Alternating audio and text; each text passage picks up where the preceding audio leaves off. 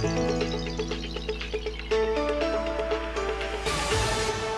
want to do the introduction? No, I don't do introduction. Okay. Good morning and welcome to AM News Network presents the Morning Report with Rachel Baird and Chris Jenko. Chris, it looks a little dark out here on the set. There we go. The lights have come. Our studio technicians have just turned the sunshine on. I think That's you just actually woke too up. bad we couldn't do that outside. I think we got some nice weather coming our way, though, so I'm hoping that... Well, hold off on the weather report, okay, Mr. Meteorologist? It's too early for Rachel this morning. We're here from Another cup of coffee for the...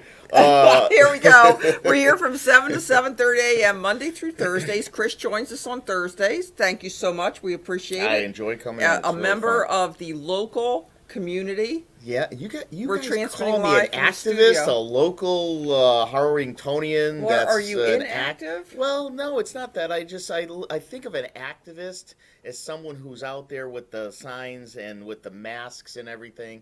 And I am far from being if that's what I perceive as an activist, I am far from that individual, because I actually have to go to work every day. When I come in here, I'm actually taking an hour out of my work time. An hour? Well, it's a half hour, but I mean, the drive here. Well, I go home, grab another cup of coffee and stuff. And you probably prepare a little at home. Maybe look at the paper, the internet a little bit.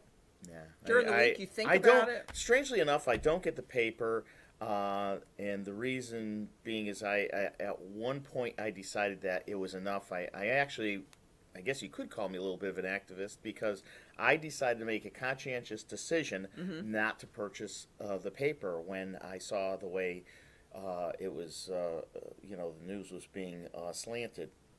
So at this point, we do a lot of internet searching and stuff, to keep myself informed.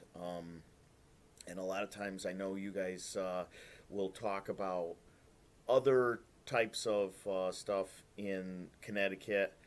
And then I guess myself being local, I generally tend not to get too much into the local stuff, because there's really not, we're talking so it's not like we could start talking about, in-depth politics. I think our current selectman is doing a very, very good job keeping the taxes down, which can't be said for some of the other towns. Now, how do you feel about, there is an article, headline this morning about the car tax cap in jeopardy, and maybe a lot of people don't know how it works here in Connecticut, especially if you're not in Connecticut, but tell me if I'm wrong. There's a property tax on cars, right? And the town where you live taxes you on your car. But the max you can be taxed, is it $500?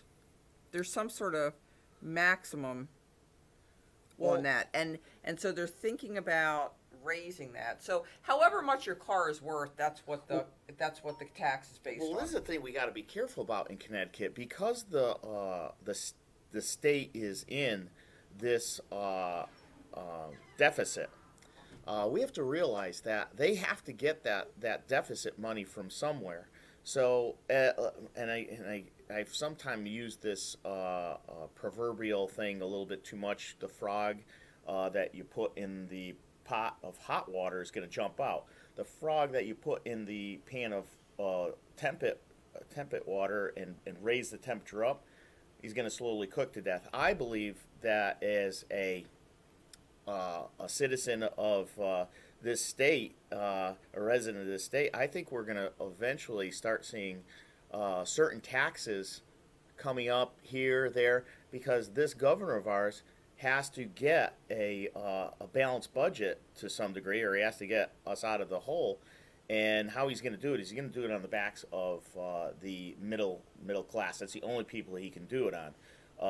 The car tax, I was at the DMV most recently, and I purchased a used vehicle. And I was absolutely astonished how they, and other people have realized this also, how they calculate the sales tax on used vehicles. It used to be where you could say, okay, I've got this vehicle that I purchased used, and you put what you purchased. They don't do that. They haven't done that for quite a while. But the sad thing is, is not only do they take the book value of the used vehicle, so it doesn't even matter if you find a deal. Oh, right. It doesn't matter if you find a deal. You're going to get calculated on the book value of the vehicle. But the lady at the DMV told me that The good news, Chris. she said though, that if it's a truck, 4-wheel drive vehicle, she said you go right up, and I got whacked. I got whacked for sales tax, and I was absolutely amazed how they're doing this to people. So they appraise or they value the 4-wheel drive truck? Higher. She said higher. Higher, yes. And Well, she they're says, more in demand here in Connecticut. Well, but she said though that I'm sorry, and she literally apologized to me. She says you're going to get hit because you've got a 4-wheel drive vehicle, and I think a lot of people don't realize it because there's a lot of people that buy vehicles brand new from the dealer. And they don't realize a lot of times that the sales taxes and stuff get wrapped into the loan and everything. So if you're one of those people that buys new vehicles, well, you don't get kind of like slapped in the face hard. But if you're a person that buys a used vehicle and you go down to get it registered, you will find out that you better bring your checkbook or a big wad of cash with you because the Dan Malloy is going to get his deficit figured out one way or another, and I think he's going to use the DMV. Wait a second. I wanted to point out. I wanted to point out the good news about your scenario. You're saying even if you get a good deal on a used car, they still tax you at the value, the blue book value, whatever they go by. Not just that, above and beyond. They actually. She told me. She goes, we hit people with SUVs and 4-wheel drive vehicles heavier than like a car. So they don't take into account what you actually pay, is what you say? No. Okay. And we have a member of the audience here, sir, Ed. Off camera. The lady in the red dress. For years. yeah, shut up.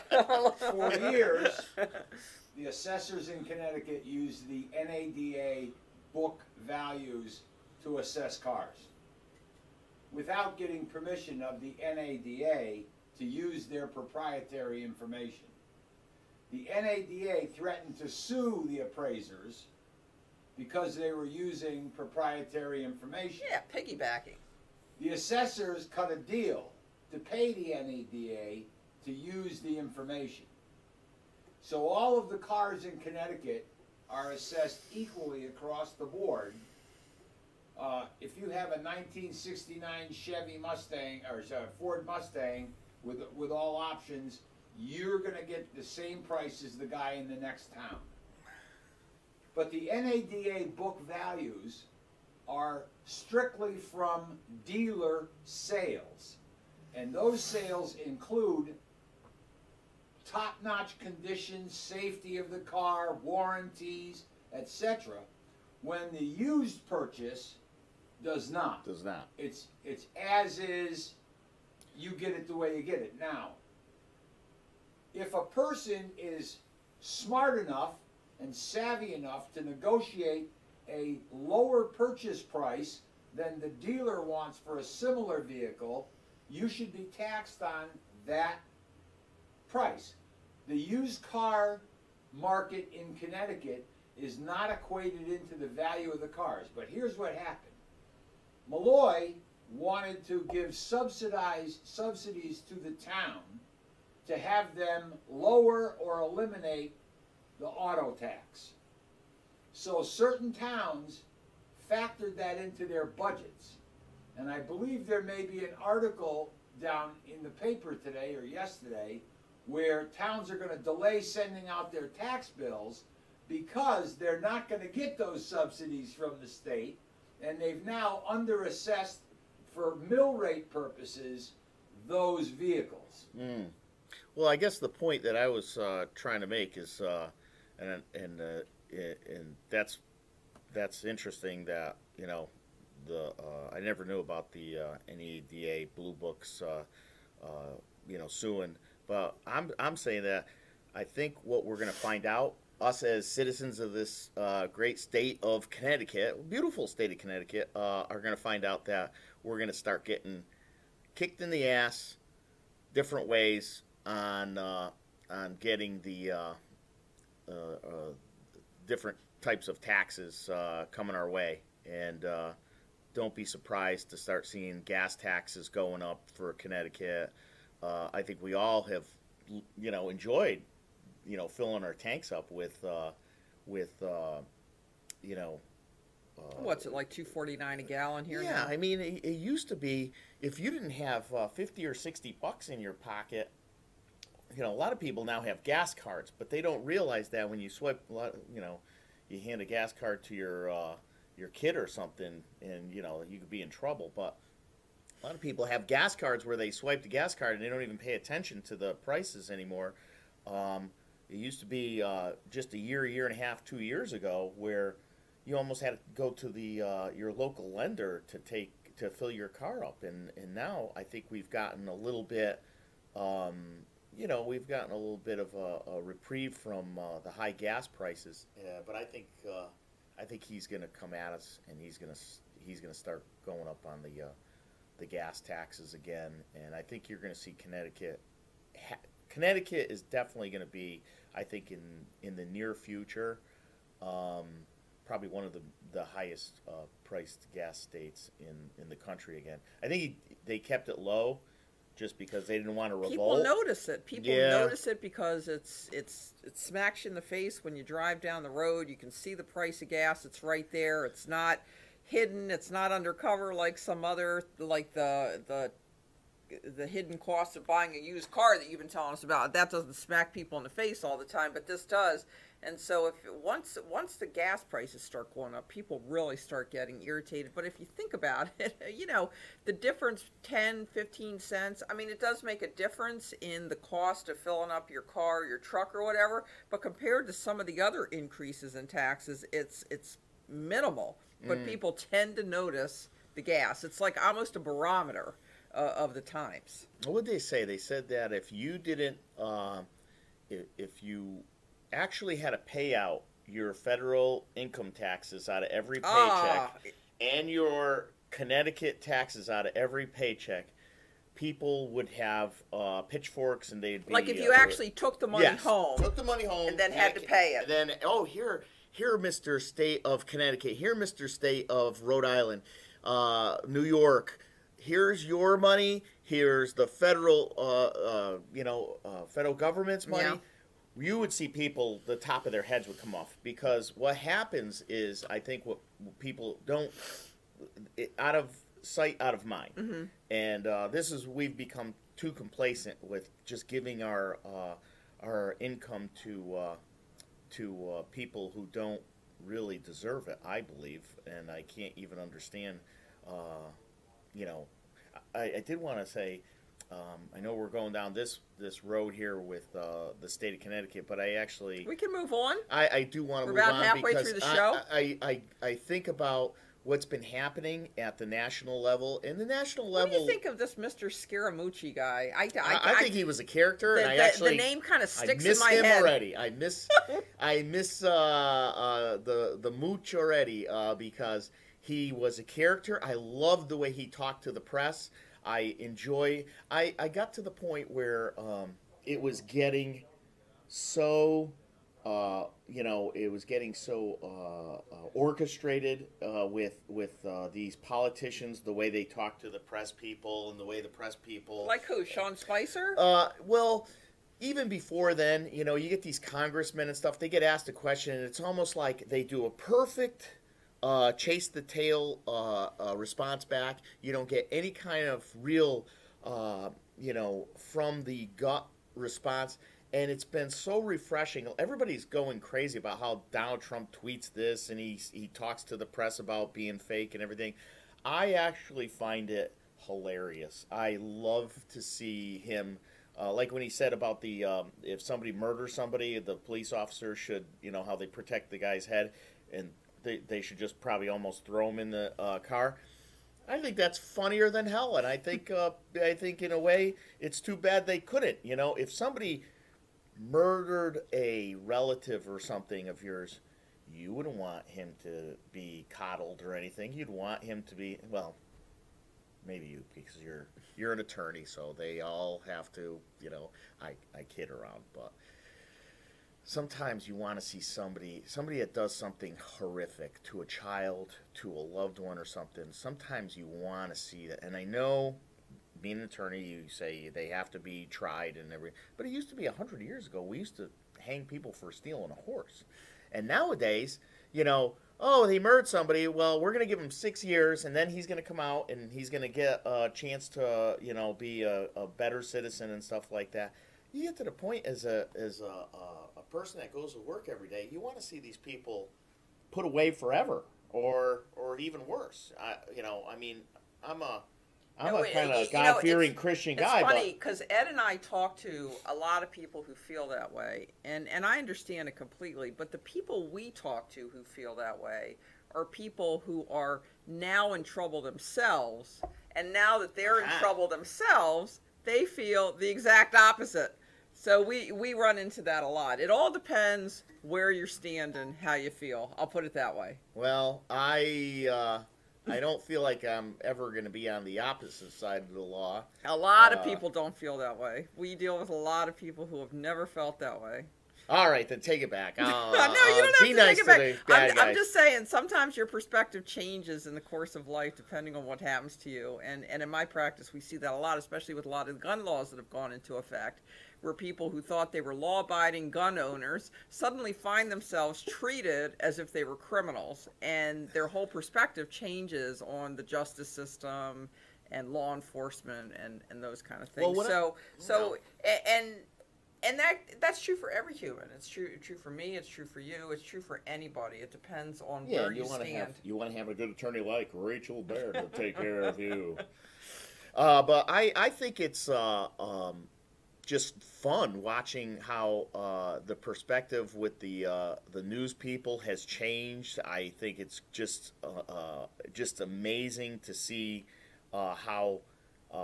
What's her name there? Who's not the Megyn new Kelly. No. The new press secretary. I do not know her. What's her name? Sanders. She's. Has she actually done a conference yet? A press conference? My God, she's the one that she's got the brunette hair. Yeah, I was going to say that, but I thought that might sound a little shallow, just knowing what color her hair was. Who's the guy that was on? He was a commentator on Fox News. Anyway. Oh my God, I don't know. You're testing me here. Huckabee Sanders. Yeah. So she's. Her name is Huckabee Sanders. Pretty much. How do you forget that? Huckabee Sanders. Is that her first name, Huckabee, or is it a hyphenated name? No, it's I know her first name, but okay. I can't. It escapes me right now. But anyway, she's out there and she leveled the press corps. She came out. They started talking about the Russian thing again, and I laughed my, excuse the expression, ass off the way she just threw a. She loaded a gun with a 500-pound shell, and she shot it right over their heads because she talked about all the different Clinton scandals, how Hillary Clinton had sold off a fifth of the mining rights to the Russians. Yep. And these guys were all sitting there just like they didn't know how to react because that's not something you want normally to talk do. about Russia? Let's talk about Russia. Sarah Huckabee Sanders. Sarah Huckabee Sanders. There we go. What would we do without him? Yes. Yeah, we need more audience We participating. do. We should get like a Jerry Springer audience in here. Yeah. People start throwing chairs and everything if we don't like the way the show's going. So you've been enjoying you've enjoyed watching the press conferences. I've had a blast watching all that stuff, and I'm waiting. I couldn't believe how the knucklehead. And I'm sorry, I don't care if he's a war hero, supposedly, and everything. John McCain walked into the Senate, and like a big, egotistical dummy. He's having a moment. Like a big egotistical dummy. He sat there like he was something special, and he held his finger down on the vote. And I thought to myself, how unbecoming. We have a United States senator here who walks into the Senate, and then what I thought was even more unbecoming was the way the Democrats started clapping and everything. Here is a here is a program that we have. It's going over the edge of the Angel Falls. We could say Niagara Falls, whatever falls you want. Well, the insurers are moving out Oh of my the God. Access Oh my Connecticut God. Healthcare. Anybody, and I work with guys that say, "Oh, I've got Obamacare is the greatest thing in the whole world." I said, "How could it be the greatest thing in the whole world if it is subsidized, or it's not funded? It's going to go. It's going to basically go unfunded. It's going to go over the edge. We're going to have people that are going to be. There's people that are uninsured right now, and I don't understand how we can't or repeal this thing and start working on a healthcare program that is going to be beneficial." See, this is the thing. I don't understand the healthcare thing. If we start doing healthcare, and the only reason the Democrats want healthcare to be this Obamacare is because they're going to get. I'm not positive, but it's like a third of the GDP is going to be moved to the government. So think about that kind of money. You've got literally trillions of dollars that get moved into the government's hands. Mm-hmm. Whenever the government touches something, we get a DMV type of a program. So I foresee this. I foresee going into a hospital, and I go, okay, where do I go? I'm having a heart attack. Oh, there's the line over there. Charlotte Hungerford. Okay, number one. I got friends that work at Charlotte Hungerford. It's a beautiful hospital. Well, you know what? They almost Charlotte killed Hungerford. my legal investigator. Oh, so I have beautiful less people. than an objective perspective on it. Top-notch people that work there. Let's not get into that. Okay. No, we're not going to. Okay. So I foresee if we have a government health care, there's going to be one line over here that you're going to have to get into. You're going to have to probably, keep breathing hard, but that'll be the heart attack line. Then you're going to have another line over there if you've got compound fractures. Make sure you keep the tourniquet tight, but then let it loose every 3 or 4 minutes. It's going to be take a number, because once the federal government gets into healthcare, they decide what you get. I mean, this isn't right now. We have healthcare where you go in and see a doctor, and because the doctor has choice. Yeah, you have choice. Right. You have and too many people now think that I think the government has to take care of you, and once we get government healthcare, then how long is it before you get government cars to people that, before you know it? How about, why not government? We already have government housing. Mm-hmm. We already have government food. I mean, once the government takes control of everything, then they basically, a lot of people don't realize this, they control your ideas. They control your movement, because if they control this, then you can't do this without that. So if we let the government control too much of our lives, we actually lose our liberties. We lose our freedoms. And if you want to really understand that, just think about yourself as a young person. I'm talking still under your parents' care. And think about them as the government. Mm-hmm. They controlled travel, they controlled your food, they controlled your housing. You didn't say, "Mom, Dad, I'm out of here" at 7 years old, because you didn't have any place to go.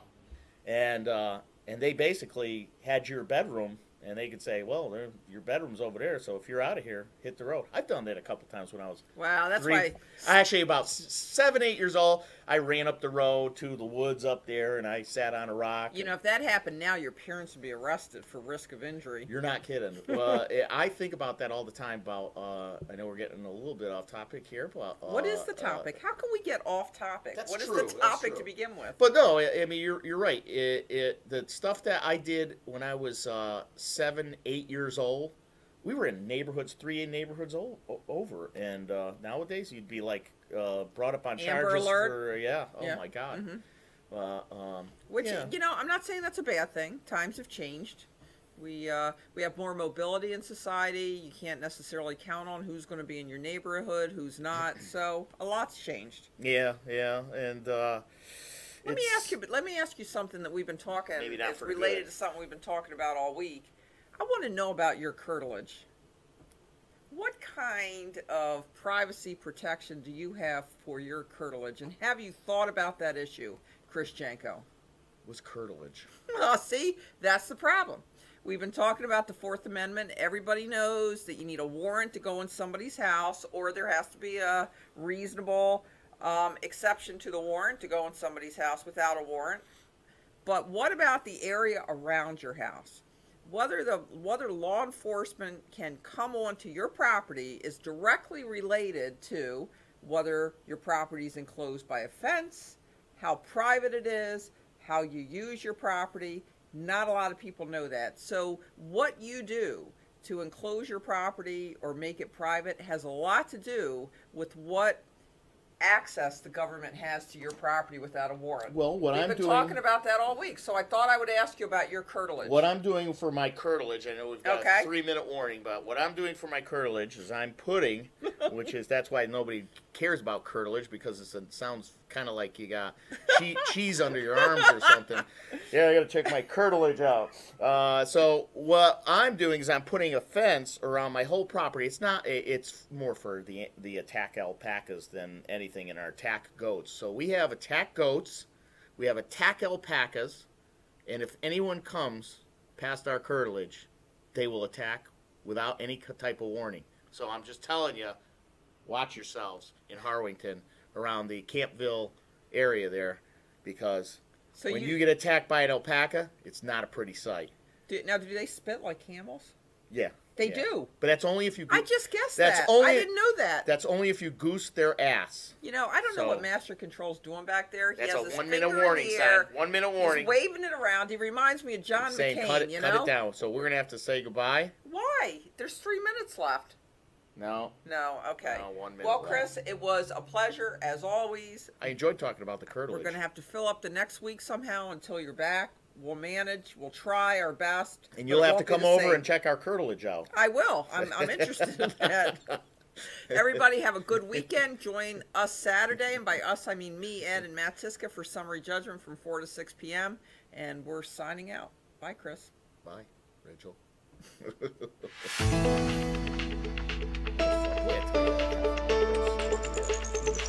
Yeah.